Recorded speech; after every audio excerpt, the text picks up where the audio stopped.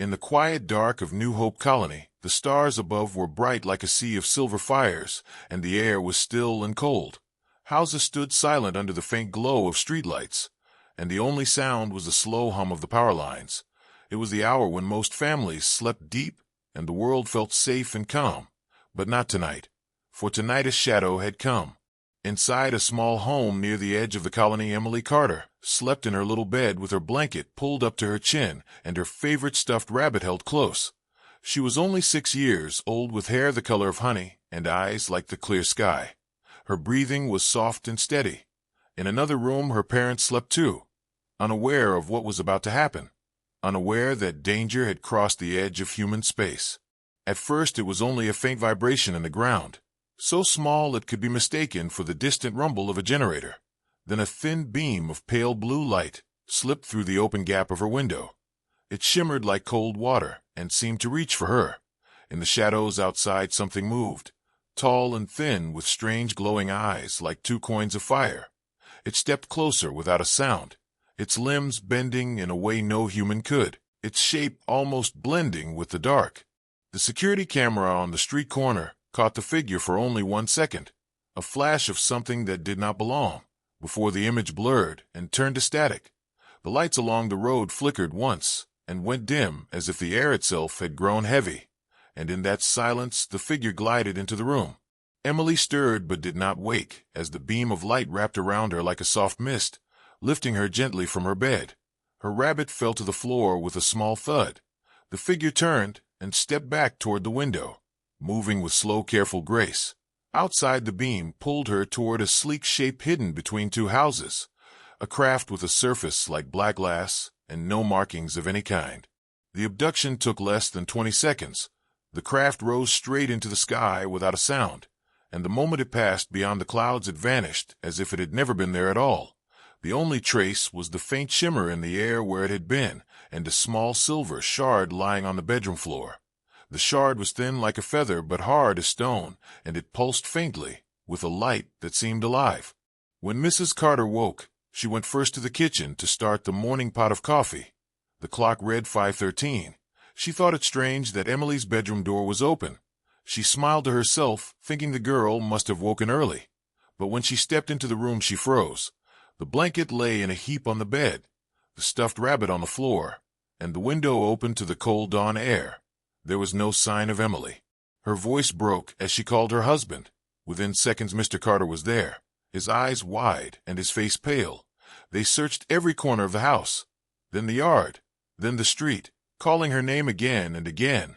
But there was no answer, no sound except the wind and the faint hum of the power lines above. The fear in their voices began to rise as the truth crept in. Their daughter was gone. The colony security was called at once. 3 officers arrived with scanning equipment and drones. They examined the window, the room, the yard, the street, and found no footprints in the dust, no sign of forced entry. Nothing human could have done this without leaving some mark. Then one officer picked up the silver shard from the bedroom floor, its light pulsing slow like a heartbeat. He held it up, and the other officers stared in silence. They had never seen anything like it. One of them spoke into his comm, his voice sharp and urgent, requesting a full alert to Earth Navy Command. The message was short but clear. A child was missing. Unknown intruder suspected. Possible alien contact. The officer's hand was tight on the shard as if afraid it might vanish too. And as the message was sent, a cold thought passed through every mind present. If this was alien work, then the colony might already be in danger. High above in orbit, the long-range sensor station picked up a strange energy spike moving away from the planet. Faint but clear. The station commander leaned over the console and stared at the reading. It was not a human engine signature, and its vector was leading out toward the unpatrolled dark sectors. The commander sent the data down to the surface within seconds, and by then the Navy command on Earth was already receiving the colony's distress signal. In the small house the Carters sat together in the living room holding hands, their faces pale, their eyes wide and empty. Mrs. Carter still clutched Emily's stuffed rabbit in her lap. Mr. Carter kept staring at the open window, as if willing her to appear there. The security officer stepped inside and spoke in a calm voice, but there was no hiding the weight in his tone. He told them that every ship in the sector would be looking for Emily, that help was already on the way. But deep inside he knew the truth. Whatever had taken her was not afraid of being found. And somewhere far above the quiet colony in the black between the stars, a ship slipped deeper into the void, carrying with it a small human child. The crew believed they had taken something rare and valuable, and in their arrogance they laughed. They did not know that with this act they had sealed their own fate forever. Far away from the blue and green world of New Hope Colony, a small craft slid silently through the void like a shard of night. Its dark hull swallowed the light around it, and its surface shimmered faintly with a layer of shifting colors. Inside, the air was thick and dry with a smell like burnt metal. Dim red lights cast long shadows over narrow walls, and the steady hum of the engine was the only sound that broke the stillness. The Valar were a race of hunters and traders who lived far beyond the main human trade lanes, tall and narrow of frame with limbs that bent backward at the knee and long fingers tipped with curved black claws. Their skin was covered with a fine pattern of scales that shimmered under the ship's lights. Their heads were long and narrow, with two bright eyes that glowed like molten coins, and a mouth full of sharp needle-like teeth that showed when they spoke or laughed. To them, humans were nothing but strange animals from a young species that had risen too fast, useful perhaps as workers or curiosities, but never feared, never respected. In the center bay of the Raider craft, a small containment cell had been activated. Its walls glowed with faint white lines of energy that formed a cage, and inside on a narrow bench sat Emily Carter, her small legs swinging back and forth, her hair a little messy from the night, her eyes wide but calm. She clutched her knees and watched the aliens without a word. She was cold, but she did not cry. She simply looked from one strange face to another as if memorizing them. The leader of the raiding group, a Valar named Karvek, stood tall in front of the cell. His voice was low and rough like sand on stone, and he spoke in his own language, which carried a sharp hissing sound. To him this was a simple mission, a quick grab. Sell the prize to a collector or a science guild, then vanish into the border sectors. One human child was worth a fortune in the shadow markets, especially if she was untouched and unaltered. To his mind there was no risk worth thinking about, no reason to expect trouble from the humans.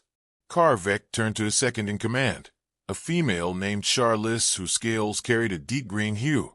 He told her to set a course for the dead zone beyond the rim, a place where no human patrols came and where signals could vanish without trace. Charlize obeyed without hesitation, her claws tapping quickly over the controls. The engines shifted to a deep vibration as the ship's drive aligned for long-range travel.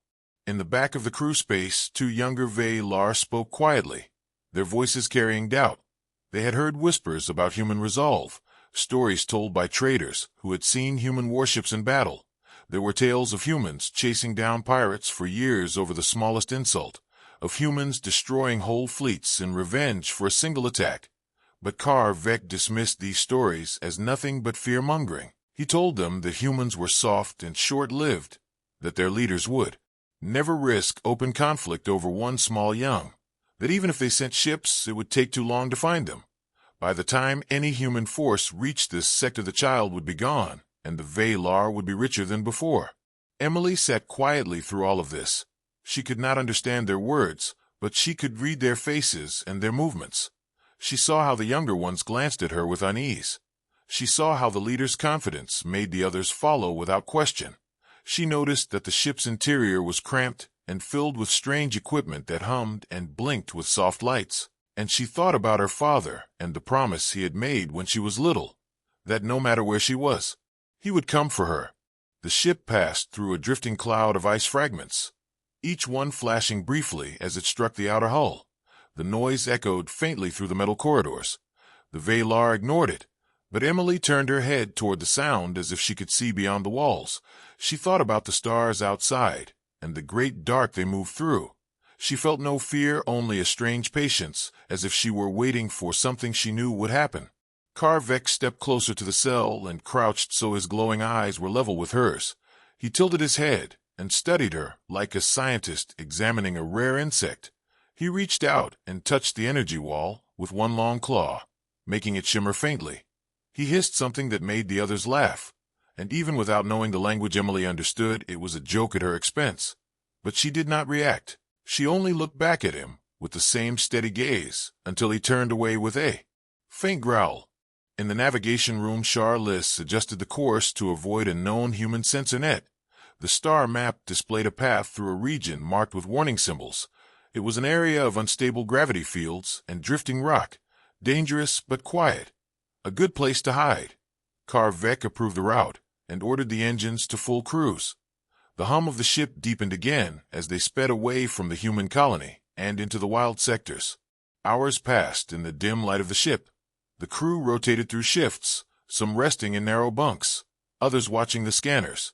The younger ones still exchanged uneasy glances whenever they passed a cell, and Emily never moved far from her bench.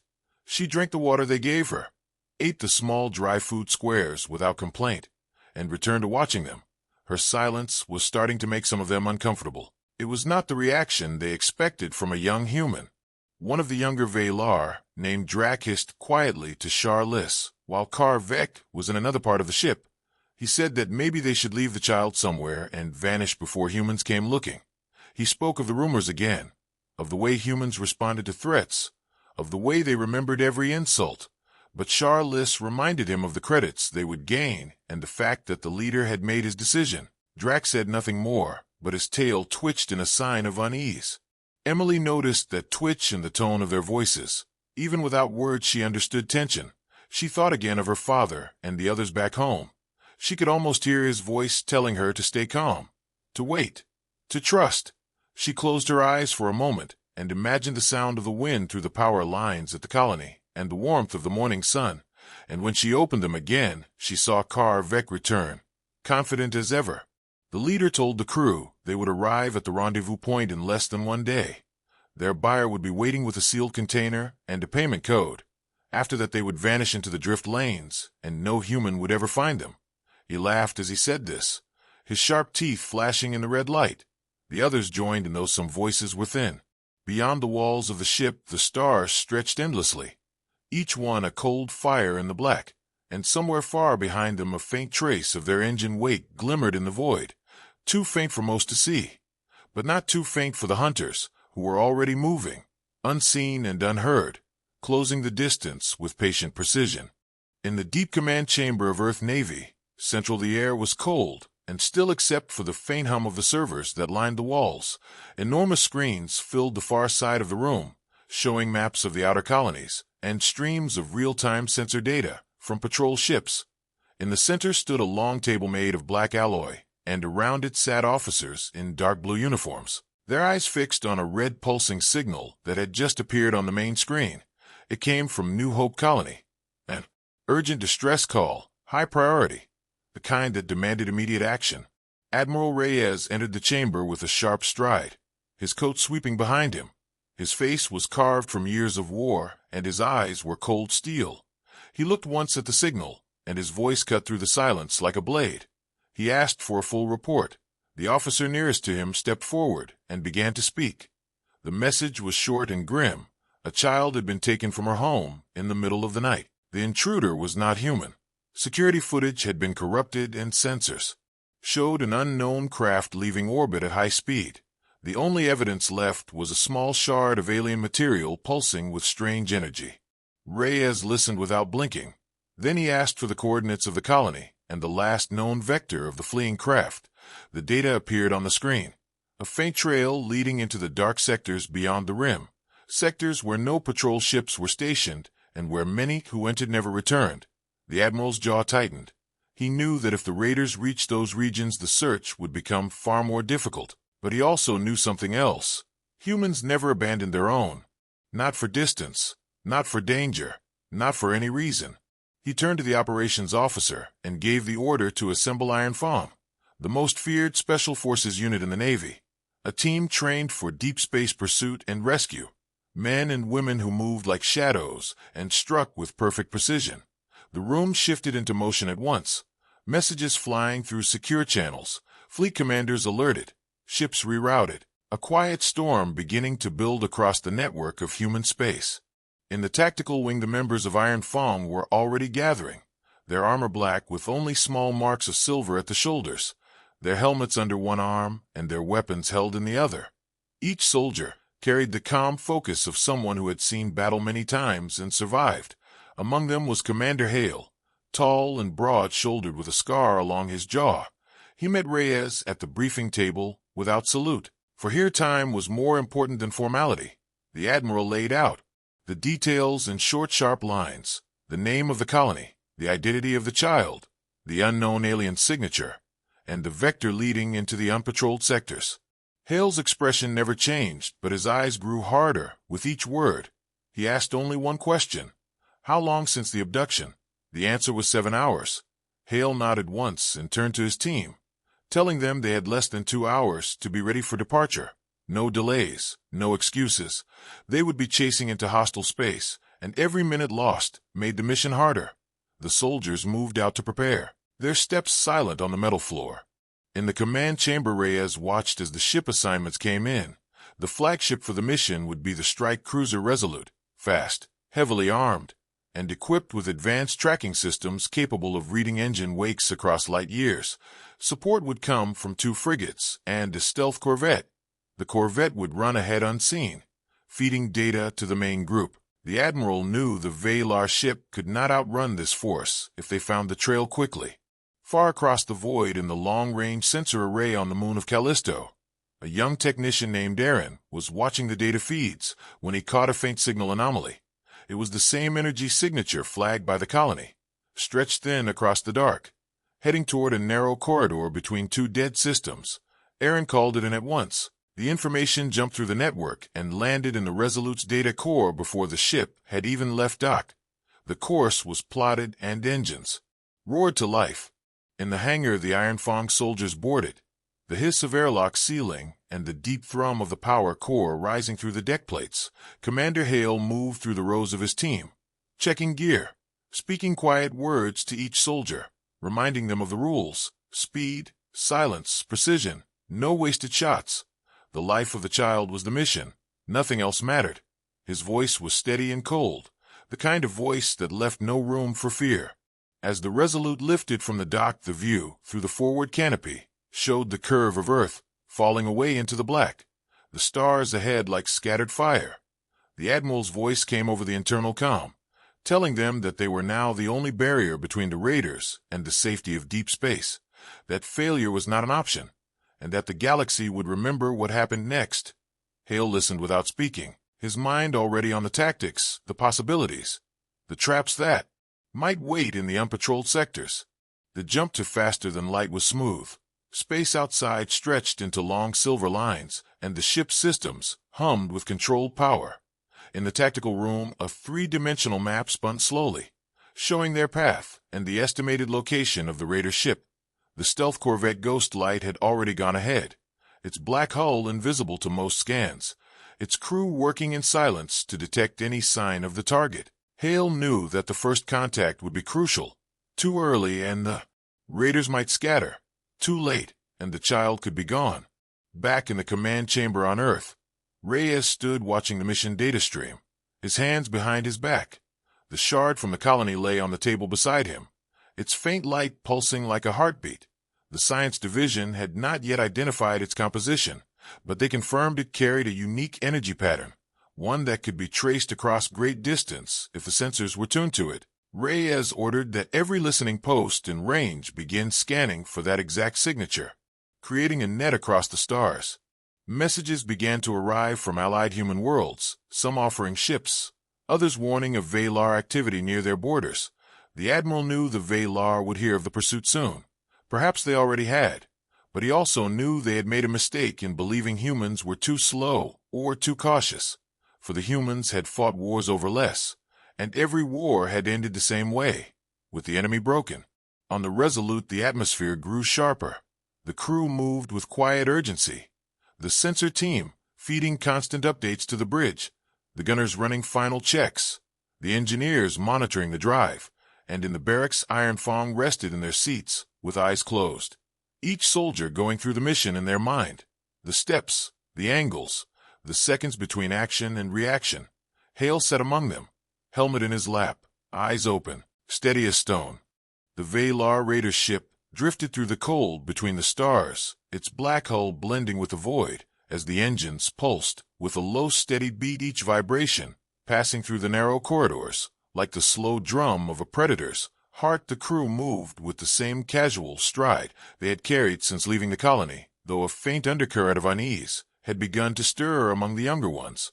In the control chamber, Charlize stood over the navigation console, her scaled fingers tapping a slow rhythm on the metal edge. As she watched the scanners, the displays showed nothing but the usual static of deep space. No pursuit, no strange readings, no sign of danger, yet her eyes shifted often toward the door, as if expecting someone to enter. Without warning, she told herself, this was simply the quiet before the handover with their buyer, but a whisper of doubt had taken root, and it would not leave.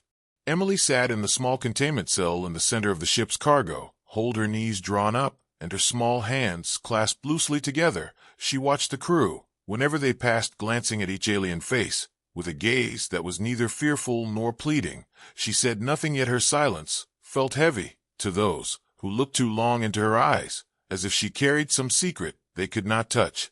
Karvek, the leader of the raiding band, was in the upper deck, overseeing a systems check. His voice carried a sharp edge as he questioned the technicians about engine stability and energy reserves. One of the technicians, a thin male named Vror, hesitated before answering, saying the power core was operating within limits, but there had been unusual interference in the last hour. Small spikes in the energy field, like distant ripples. Karvek dismissed it with a hiss, saying it was likely the result of passing near a drifting debris cloud, yet Vror's tail twitched as he spoke the words.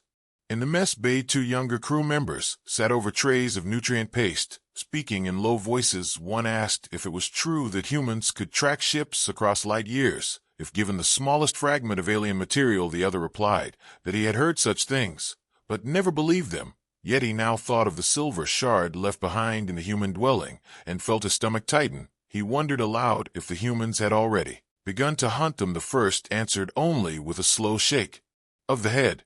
In the corridor near the cargo hold, Charlize crossed paths with Drac, who was returning from a scan sweep, his expression unreadable, yet his body tense. He told her there was a faint signal ghost far behind them, not strong enough to trigger an alert, but present nonetheless, like a shadow that moved. When they moved, Charlize frowned and asked why he had not reported it. He said that Karvek would dismiss it as static, and that he would rather watch it a little longer to see if it grew stronger.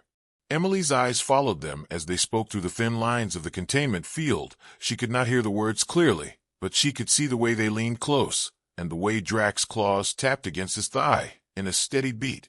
She thought of her father again, and of the promise he had made. She did not feel fear, only the stillness of someone waiting for a known event to arrive. Karvek returned to the cargo hold to check their prize. His tall frame casting a long shadow across the floor, he crouched so that his glowing eyes met hers again, and he studied her for a long moment before asking if she understood him. She tilted her head, but made no answer. He gave a short laugh and said to the others in his language that the humans were probably still searching their own colony, unaware of how far she had been taken. His words carried the sound of certainty, yet his gaze flicked once toward Charlize, as if seeking silent agreement. The hum of the engines shifted for a moment, a deeper note resonating through the deck plates. The crew felt it in their feet and looked toward the nearest wall, as if expecting something to strike. Karvek asked the helm what had caused it. The reply came that the drive had adjusted automatically to a slight gravitational distortion in the region ahead, harmless and temporary. The leader nodded, though his jaw tightened, and he gave the order to increase speed by 5%. In the sensor room, Drac leaned over the displays, his eyes fixed on the faint ghost signal. It was stronger now, still distant, but no longer fading. It matched their changes in speed and direction, as if it were following them through the dark. His claws tapped faster, and he knew this was no accident. He sent a private message to Charlize, telling her the truth. She replied with a short command to keep watching, but say nothing to the others until they had proof. Emily shifted slightly on her bench, her gaze moving toward the ceiling, as if she could feel the same presence Drac had seen. She did not smile, yet her eyes brightened, as though she knew that something unseen was drawing closer. She let her head rest against the wall and closed her eyes, as if settling in for a long wait. The energy lines of her cell cast faint white light across her face. Hours passed in a slow, tense rhythm. The ghost signal grew incrementally stronger, but not enough to trigger an automated alarm car. Vec remained convinced of his safety, planning the transaction with their buyer, and discussing how the credits would be divided among the crew. Yet the whispers among the younger Valar grew. In the quiet corners of the ship, each whisper, carrying the same question: what if the humans were already here? When the buyer's coordinates arrived, Charles read them aloud and entered them into the navigation computer. The ship angled toward a narrow passage between two massive dead worlds, their cracked surfaces casting jagged shadows in the thin light of a distant star. The leader saw this as the perfect cover for the trade, far from patrol routes, and with many escape lanes in case of trouble. The crew moved to battle readiness, not out of fear, but as a precaution for dealing with other raiders who sometimes prowled such places. Drax's heart rate quickened as the ghost signal surged briefly, then settled again. It was close enough now that he could feel the edges of its presence in the static of the ship's comm systems, a faint hiss, like distant breathing, that faded whenever he tried to isolate it. He knew it was no natural phenomenon, yet he held his tongue for fear of Vec's wrath. Instead, he sent another silent message to Charlize, telling her that whatever followed them was intelligent and patient. Emily opened her eyes again as the ship slowed slightly to adjust its path. She looked toward the far bulkhead and whispered softly to herself words that no one could hear. Her fingers tracing small shapes on her knees, as if counting down to something only she understood. Vec glanced at her with a faint frown, as though sensing some change in her manner, yet he turned away and returned to the helm. The raider ship slid between the dead worlds, its engines casting brief reflections across their broken surfaces in the darkness. Behind them, unseen by their eyes, a shadow moved in perfect silence, matching their course with unerring precision. And as the Valar prepared to meet their buyer, they did not know that the hunters they believed far away were already close enough to strike.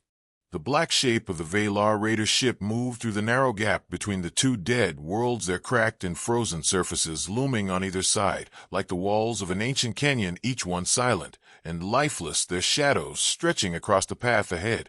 Inside the raider ship, the crew readied for the trade. The cargo hold lit in faint red glow, the containment cell still bright with white lines, and Emily sitting small and calm within its frame, her eyes fixed on the floor, though her mind was far away. In the control chamber, Vec stood tall over the navigation display, his claws resting lightly on the edge as he spoke to Charlize about the final approach. The buyer's signal was faint but steady, and the transfer would take place in less than 20 minutes. The leader's voice carried no fear, yet the younger crew members avoided meeting his gaze, their minds still troubled by whispers of pursuit, though they dared not speak them aloud. Far beyond the dark curve of the nearest dead world, the human strike cruiser Resolute drifted in stealth mode, its hull coated with adaptive camouflage panels that bent the faint starlight around it, making it vanish from most sensors. Alongside it, the stealth corvette Ghostlight hung silent, feeding every scrap of gathered data to the larger ship. Commander Hale stood on the forward deck, his eyes locked on the tactical display that showed the raider's position as a red pulse moving steadily through the canyon of stone and ice. Hale gave a sharp gesture to his communications officer, the signal to begin Phase 1 across the bridge. The crew moved with quiet precision, every station coming alive with muted lights. The order was passed to the Ironfang team in the drop bay, each soldier already in full armor, weapons primed, faces hidden behind dark visors, their breathing slow, and even the strike would be clean and fast. No wasted movement, no time for the enemy to react. Back on the raider ship, Drax sat in the sensor room, staring at the ghost signal that had shadowed them for so long. It was strong now, almost as if it were just beyond the edge of sight. He leaned closer to the screen, his claws tapping nervously. Then the signal vanished completely, as if swallowed by the void. He frowned, not understanding that this was the moment when the human ships had shifted from following to hunting. The first sign came in a sudden burst of static through the raiders' comms, a sharp hiss that made several crew members flinch. Vec demanded a systems check, and the helm reported interference spreading through the ship's internal channels. Charlize began rerouting power to the dampening fields, but before she could finish, the lights flickered once, then twice. The hum of the engines faltered for a heartbeat, and every system on the display shifted into emergency mode. From the black beyond the dead world's edge, the Resolute surged forward, engines flaring for only a second before cutting to silence again, its momentum carrying it into strike range. The ghost light swept ahead, unleashing a wave of code into the Raiders' systems, a precision cyber assault that tore through firewalls and overloaded command loops. The Valar ship's weapons went dark, its shields flickered and dropped, and the engine core locked into a cold idle. Karvek roared orders, his voice echoing through the narrow corridors, telling the crew to ready weapons, to repel boarders, to protect the cargo at all costs. The crew scrambled, moving toward choke points near the cargo hold, their claws scraping against the walls, the smell of heated metal filling the air. Emily lifted her head for the first time since the interference began, her eyes following the sounds through the walls as if she could see the shapes moving closer. Hale's voice came through the Iron Fang comms, a steady calm command to move. The drop bay doors opened without sound, and the soldiers launched into the void, their black armored forms gliding toward the Raider ship on small thruster packs, each one locking onto a specific breach point along the hull. Within seconds, magnetic boots, clamped against metal and shaped charges, were placed at airlock. Seems the countdown in Hale's visor ticked down. 3, 2, 1. Explosions bloomed in silence across the Raiders' hull, flashes of light and bursts of frozen vapor. Iron Fang poured inside in perfect formation, weapons raised, moving with the speed of predators, their black forms slicing through the dim corridors. Before the Valar could regroup, the first resistance fell quickly, stun rounds and shot blades dropping them. In seconds, the humans advanced methodically, sealing off each passage behind them, cutting the crew into isolated pockets, unable to coordinate a defense. In the cargo hold, Charlize stood with 2 guards near the containment cell, their weapons aimed toward the entrance. Emily sat unmoving, but her gaze was sharp. The sound of footsteps echoed closer, metal boots striking the deck. Then silence. Charlize tightened her grip on the weapon, her eyes darting toward the shadows beyond the doorway. When the first human stepped into view, black armor glistening faintly in the red light visor, reflecting her own image, she froze for half a breath.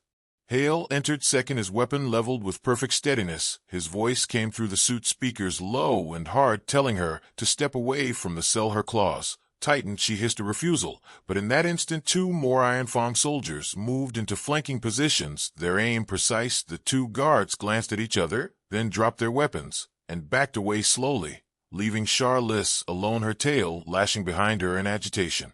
She hesitated one moment too long. Hale's weapon shifted slightly, and a thin pulse of light struck the control panel for the containment field. The white lines dissolved. Emily stood instantly, stepping out from the bench. Without looking at the alien leader, her small hand slipped into the armored grip of the nearest soldier, and without a word they began to move toward the exit. Charlize made no move to stop them. The cold focus in the human's eyes told her that any action would end her life in an instant. Elsewhere in the ship, Karvek fought to rally what remained of his crew, his roars echoing through the comms. But each time he gathered a group, they were cut down or forced back by the advancing humans. His anger turned to a gnawing realization that this was not a raid or a rescue. This was a dismantling and unstoppable erasure of his command and his ship, piece by piece, room by room.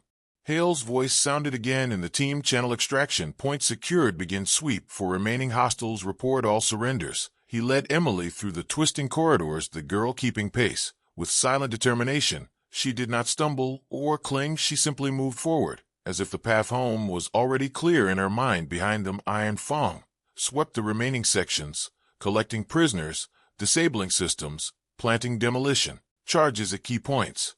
When they reached the breach point, Hale signaled for pickup. The Resolute moved in close, locking the boarding clamps. With a heavy clang, Emily was passed into the waiting arms of a medic, her calm expression unchanged as the hatch sealed behind them. In the corridor, Hale stood for a moment watching the Raider ship through the small viewport, the charges set to detonate once the last human had cleared. The destruction of the Valar Raider ship spread fast across the outer channels of the galaxy, carried in fragments of sensor data and scattered transmissions from distant patrol drones, and in the broken emergency beacons that burned for a few moments before fading into silence. By the time the news reached the Valar command core deep within the Black Rift, the truth was already clear. The humans had taken their child back and left nothing but wreckage in their wake.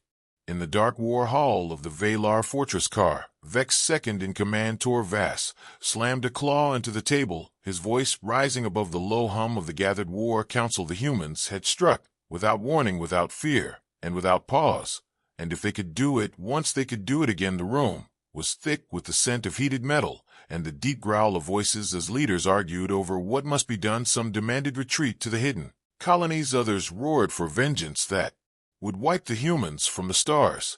But among the oldest warlords there was a different fear, one that they did not voice openly. The humans had shown something beyond strength. They had shown that they would cross any distance, endure any cost, and break any chain to take back what was theirs. This was not the logic of the Valar. This was something harder, sharper, impossible to wear down with time. They all knew it, though none would say it aloud. If one human child could call such fury, what would happen if the humans themselves were struck in their home?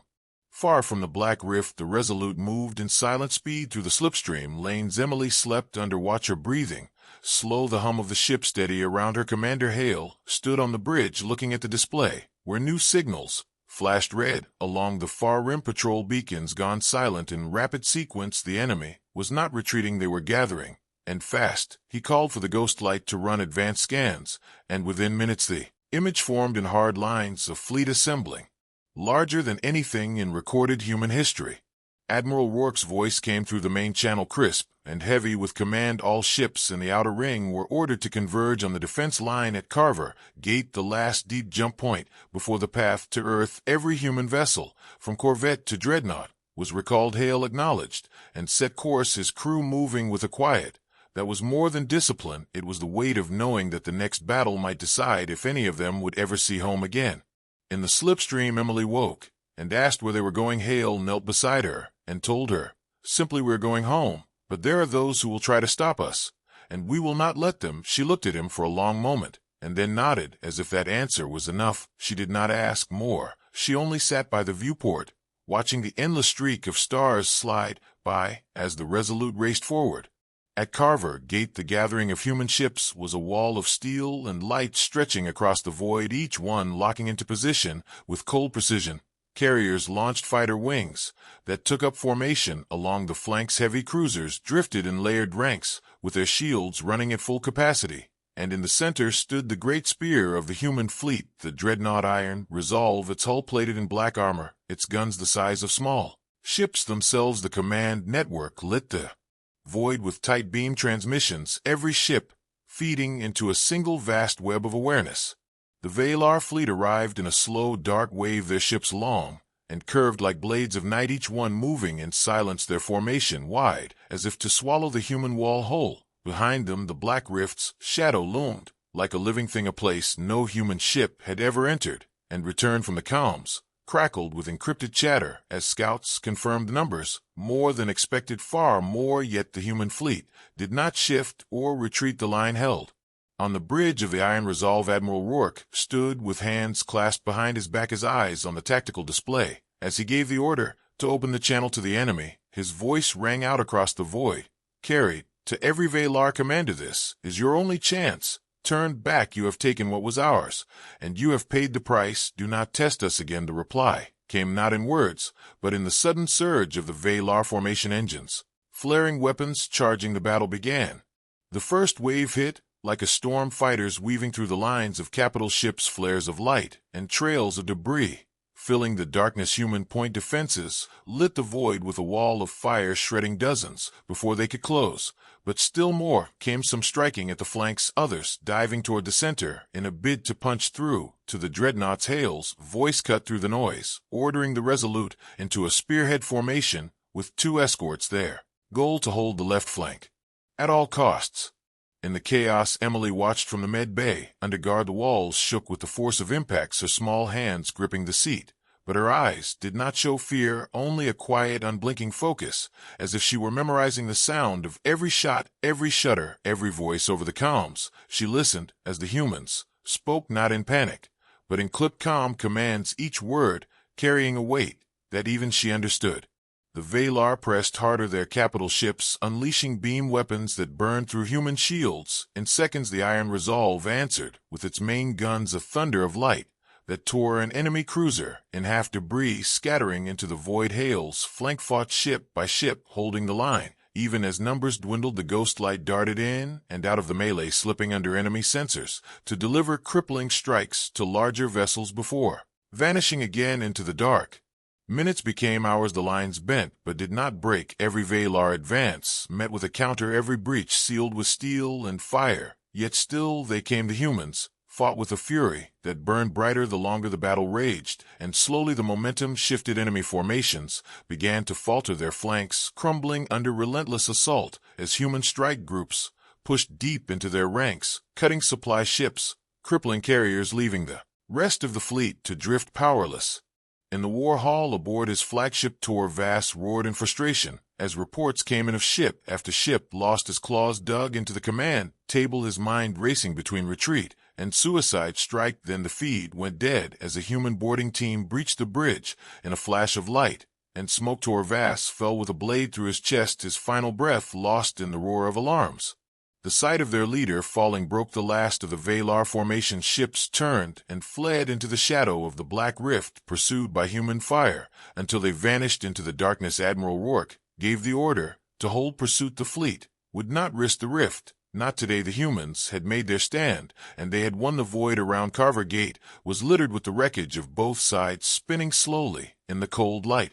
Hale stood on the bridge of the Resolute, watching the enemy vanish. Emily stepped in beside him, her voice quiet but steady. They will come back, won't they? Hale looked down at her and said, maybe, but now they know what it costs to touch what is ours, and some prices are too high even for them. She nodded once and walked away, the hum of the ship steady under her feet. The humans turned for home, the line at Carver Gate still holding behind.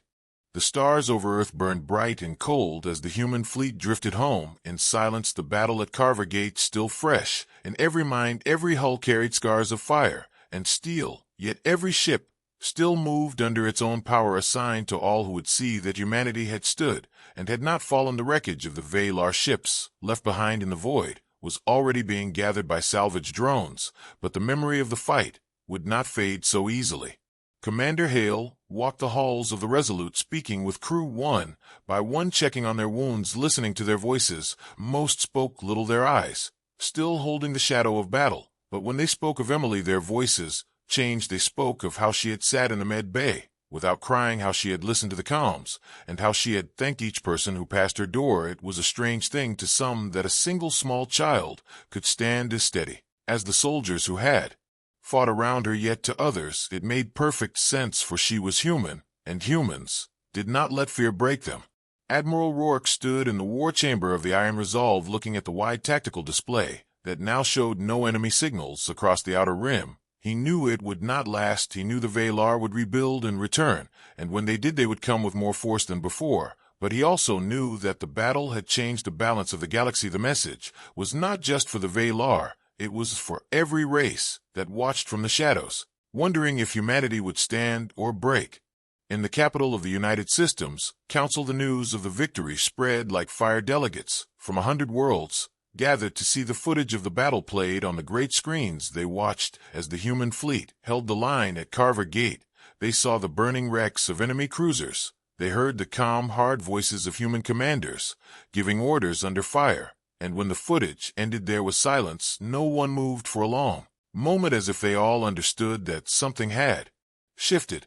The council chair rose and spoke to the chamber, her voice steady. Humanity has shown the galaxy that we are not prey, we are not to be taken, we are not to be broken. We will protect our own at any cost, and we will not be moved. This was not said as a boast, it was spoken as truth, and even the most cautious among the delegates knew it to be. So the vote that followed was swift. The council would send the message across every open channel, every relay, every outpost at the far edge of the known stars. On the Resolute, Hale received the order to prepare a broadcast, a single transmission that would carry the human words to any who could hear in any corner of the galaxy. The Ghostlight AI began compiling the footage and voices, pulling images from the bridge cameras, the fighter cockpits, the medical bays, every place where humans had stood their ground. Hale reviewed each fragment, choosing the ones that spoke without need for explanation. He wanted no grand speeches, no empty threats, only truth shown as it had been. When the transmission was ready, it began not with ships or weapons, But with the face of Emily looking through the viewport at the streak of stars, the voiceover was Hale's calm. And even they took one of ours, and we came for her. We will come for all who are ours, and nothing in the stars will stop us. Then the footage rolled showing the fleet at Carver Gate. The enemy advanced the wall of fire, the counterstrike, the burning wrecks, drifting in the void. Every image a piece of the story, every moment a part of the truth. The message ended with the human fleet turning for home, the words fading in over the image of the earth, hanging in the black.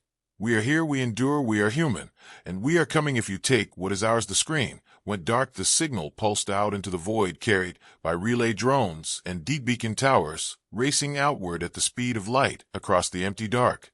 In the hidden reaches of the galaxy, the message reached many eyes. Some watched with respect, some with fear, and some with anger. The Valar, who survived the battle, saw it, and swore that the next war would leave no human ships in the stars. Yet even as they spoke, they knew the cost would be higher than before. In the markets of the outer colonies, traders whispered of the battle, saying the humans had fought like a storm, saying the Valar had been cut down, saying that the old powers might not be so strong as they thought. On a mining station at the far edge of charted space, a crew of alien workers gathered in the mess hall to watch the human broadcast. None of them had seen a human ship before, but they had all heard of the war. When the screen went black, they sat in silence, until one of them said softly, "I hope they never come here." The others nodded, not out of hatred, but from the quiet understanding that if humans came, it would be because someone had taken from them, and that would mean a storm was coming. Emily returned to Earth with the Resolute. She stood on the landing platform as the hatch opened, and a sea of faces waited. Her mother ran forward and swept her into her arms, holding her so tightly it seemed she might never let go. The crowd that had gathered was silent at first, watching the reunion. Then someone began to clap, and others joined until the sound rolled over the platform like a wave. Emily looked around, her eyes wide at the sight and sound. She did not fully understand it, but she knew it was for her and for all who had brought her home. That night, Hale stood on the balcony of the council hall, looking out at the city lights. Far below, the chair stepped beside him and asked if he thought the message would hold. Hale said it would for a time, but not forever. Nothing holds forever, but it would make them think, and sometimes that is enough. She nodded and left him there with the night and the stars and the quiet hum of the city. Far beyond the rim, in the black rift, a shadow moved. That was not Valar, something older, something that had watched for a long time. It had seen the humans fight, it had seen them win, and it had learned something. It had learned that the humans were dangerous, not because of their weapons or their ships, but because of their will and their memory. It turned away from the light and back into the dark, where plans are made in silence. The message traveled on across the black, each relay carrying it farther, each echo fading, but still heard in the quiet corners of the galaxy, where whispers matter more than shouts. It was not a declaration of war, nor a call for peace. It was a line drawn in the dark, a promise made, and a warning given. It was the kind of message that is not forgotten, even when the words fade, for it carried something more than sound. It carried the weight of a truth that even the cold, endless night of the stars could not erase. And so the humans returned to their worlds, their ships in orbit, their fleets that watched, their eyes on the void, knowing that peace was only the space between storms, knowing that if the call came again, they would answer, without pause, without fear, without hesitation, for they were human, and to be human was to endure, to fight, to hold, to take back what was theirs. And in that truth the galaxy now understood there would be no easy victory against them, not now, not ever.